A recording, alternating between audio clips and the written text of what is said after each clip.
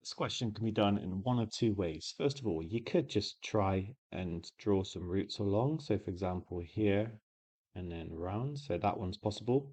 Here, yeah, this is all right. Here, why don't we start with the diagonal and then we basically get the square back. And this one, again, we can start here. So that kind of means by process of elimination, it's got to be D. And you can see if you start, if you start with one of the diagonals this time, you still got to get around and it's not going to be possible because you get to here and it's, yeah, not possible. The other way you can do this question is by counting the number of odd nodes. And what I mean by that is how many edges meet at each point. And we can see that at this bottom right one, 3 meet. This one, 3. This one, 3. This one, 3. And this one, 4.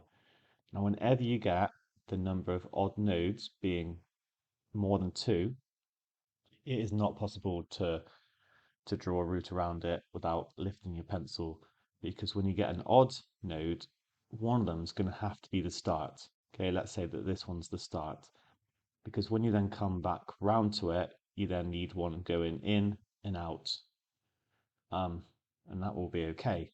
So if you get two odd nodes, one of them will be the start and one of them will necessarily be the end, which is actually what's happening here because we've got 3, 3, 2, and 2. So if I try and start here, I'm in a lot of trouble because we can see that, yeah, it's not possible. But if we start with one of the odd nodes, then when I go around to here, because I come back out, I can then finish there and it's all good. But because here I've got four odd nodes, it's not going to be possible. And that's true in general. There's a famous problem called the Bridges of Königsberg, um, involving Leonhard Euler and how he kind of investigated this problem. So I'd recommend investigating that. Okay, this question, yeah, fair enough. You can just do it, by trial and error. But for future problems, more complicated problems, it is worth knowing this. Brilliant.